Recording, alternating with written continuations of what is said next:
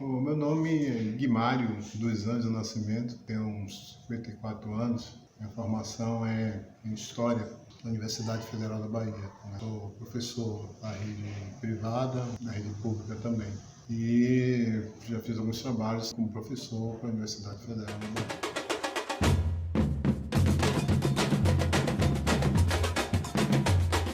Eu moro há 52 anos, no bairro da Fazenda Garcia.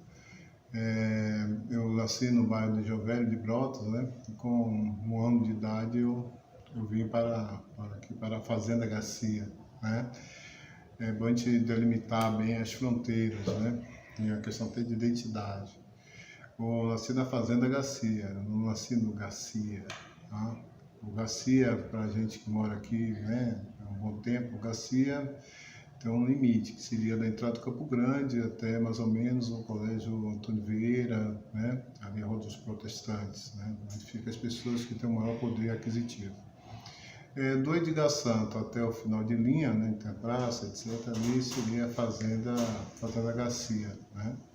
Então, eu moro na Fazenda Garcia, há 52 anos, etc. O primeiro, quais foram os motivos que me levaram a estudar História? Nos anos 80, eu comecei a participar do movimento negro.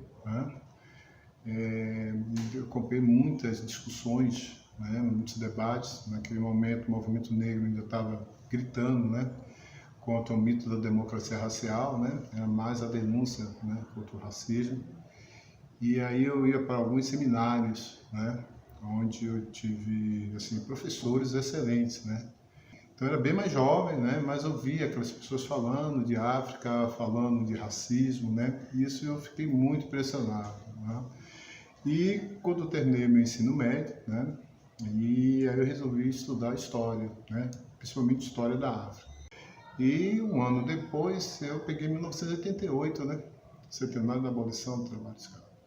Do fim do trabalho, da abolição. Então, houve uma grande discussão na sociedade, no Brasil todo, mas aqui em Salvador especificamente, Algumas pessoas achavam que deveriam comemorar a abolição do trabalho escravo, Por exemplo, a Sociedade Protetora dos Desvalidos, por exemplo, comemorou o 13 de maio, Comemorou com a missa, com um encontro solene, chamando algumas pessoas do Instituto Histórico e Geográfico da Bahia, etc.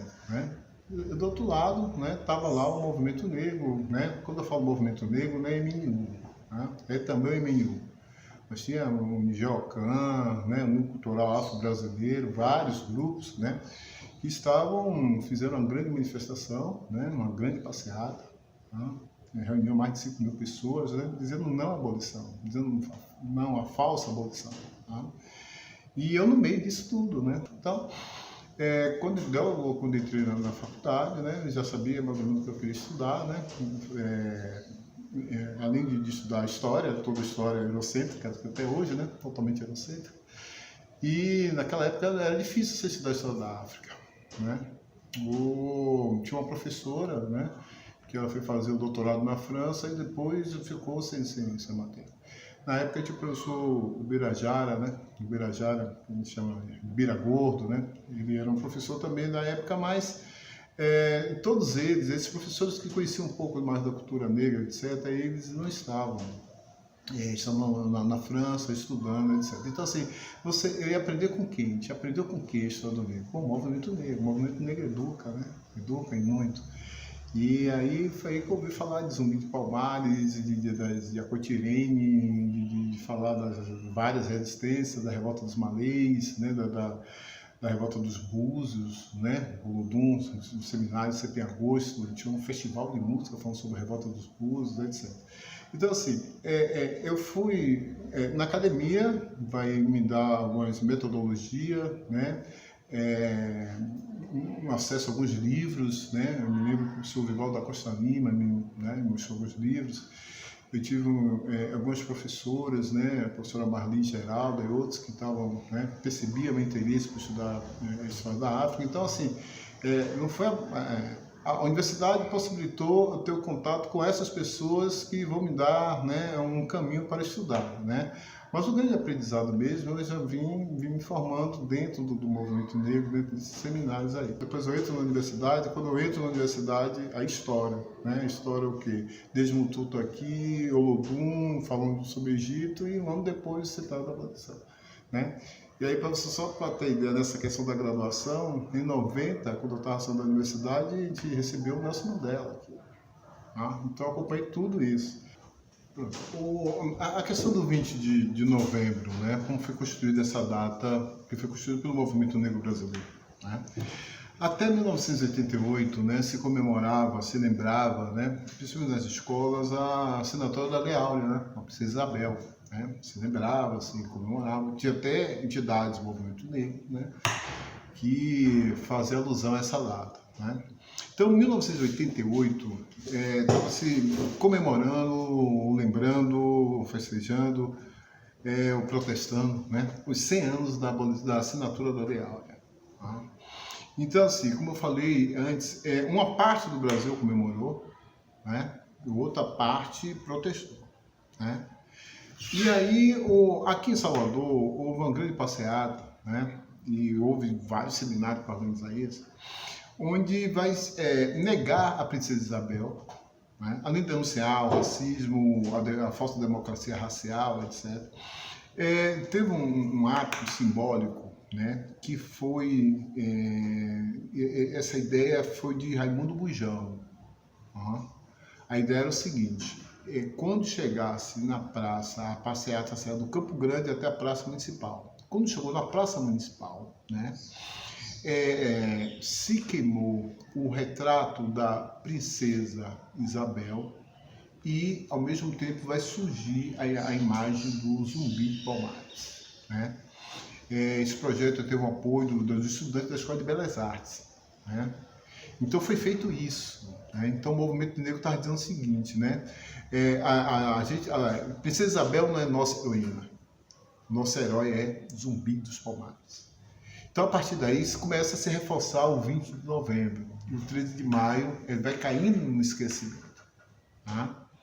Quando chegou em 1995, se lembrou os 300 anos do Quilombo de Palmares. E aí houve uma grande manifestação no Brasil todo, várias vertentes, vários grupos, né? Irão, né, até Brasília, Palmares, Salvador, Rio, Recife, várias, né, grandes passeatas, etc. E aí o movimento negro, né, instituiu que o dia 20 de novembro seria o dia da consciência negra. Então, a partir daí, né, 95, 96, até hoje, começou as manifestações do 20 de novembro, né, passeatas, etc. Hoje, uma parte do Brasil é feriado, outro não, né? E depois veio essa lei de 2011, já veio num processo consolidado pelo movimento negro, né? Então, o dia 20 de novembro é muito importante, é uma data muito importante para nós, né? É uma data que serve sempre para a gente denunciar o racismo que existe no Brasil, né? Cada vez mais explícito, né? Ou, como diz o Ian Smith, né? O racismo sempre existiu, agora só está sendo filmado, né? É a mesma coisa aqui. Então, o 20 de novembro, ele ganhou muita força, né? Apesar agora desse desgoverno, né? Colocou o capitão do mato lá para ser o presidente da Fundação Palmares, é aí que tem a necessidade de a gente reafirmar a importância do 20 de novembro, né? Então, assim, a gente não foi só o 20 de novembro que o movimento negro trouxe para o panteão, as datas importantes para o movimento negro, para o povo negro e para o povo brasileiro. A gente é quase 55% da população. A gente está dizendo que Zumbi é nosso herói. A gente está falando de Lucas Dantas, João de Deus, Manuel Faustino, da Conjuração Baiana, o Revolta dos Búzios, o Revolta dos Alfaiates, né? Bem mais importante, bem mais aguda a nível social do que a Conjuração Mineira. A gente está falando das mulheres, né? A gente está falando de todas as mulheres que lutaram, né, contra a escravidão ou pela independência da Bahia, pela independência do Brasil, né? A gente falava muito da Maria Quitéria, Joana Angélica, e comparava essas duas com Joana d'Arc na escola. Hoje a gente fala de Maria Filipa, né? A gente fala de Maria Romana, da Conjuração Baiana. Então, assim, eles são heróis e heroínas negras, né, que a gente está... não é que a gente está inventando, né? A gente está tornando essas pessoas mais conhecidas. Por isso que é importante, né, os jovens historiadores, que estão, as mulheres, né, tá entrando dentro na universidade para estar estudando, né, para estar pesquisando, né? A gente deixava muitas outras pessoas falar, os brancos falarem para a gente, né, o que é que nós somos, né, a nossa história, etc. Agora a gente está tentando construir isso, né, que é um processo longo, né, longo. Então, assim, o 20 de novembro é uma data sempre a ser celebrada, né? Mas não é o 20 de novembro de 1695, né? O 20 de novembro de 2020, 2021, os grandes desafios, o que é que a gente tem que fazer. Hoje, a luta de Zumbi hoje é uma luta política, né? A gente tem que tomar o poder político, né? A gente tem é bom ter as manifestações culturais, é bom ter essa questão da memória, né, viva, etc. Mas é importante a gente ter o poder político, poder econômico, né? Já chegou a hora de a gente se organizar para isso. Em 1960, eu não gosto de fazer essas comparações, porque são histórias diferentes, são contextos totalmente diferentes. Mas em 1968, nos Estados Unidos ainda, estou falando de 1968, pegavam negros e negras e penduravam na árvore, enforcados. Não tinha nem direitos civis ainda estava na luta, né? As pessoas que lutavam pelos direitos civis, um foi logo morto, Malcolm X, né, antes de 67, né? E logo depois o Luther King, né, que morreu lutando pelos direitos civis, mas o avanço dos direitos civis foi após a sua morte, né? Então, assim, mas esse mesmo povo conseguiu eleger um homem negro, né, queiramos ou não, para dirigir a maior potência econômica e militar, né, o Barack Obama, né? Agora tem a Kamala, né?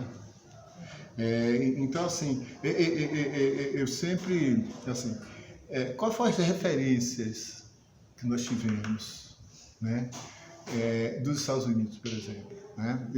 Tivemos outras referências, né? Agostinho Neto em Angola, Samora Machel em Moçambique, vários, né, o Nkrumah, várias referências. Mas nos Estados Unidos, hoje, assim, nos anos 80, né, a gente tinha o James Brown, influenciou muito aqui o movimento soul music, né, black soul, né? Esse movimento, né, que chamava aqui de Brown, etc., que depois muitos deles vão entrar em blocos afros, né, formar blocos afros, etc., dançarinos de soul. Então, assim, o James Brown, depois o Michael Jackson, depois o Jordan, né, eram referências muito culturais e esportivas, né? Foi bom o Barack Obama, né, apesar de muitas críticas que se faz à sua administração, dentro de um contexto lá do Partido Democrata, mas foi uma referência política, né? A Michelle Obama, né, agora na Câmara.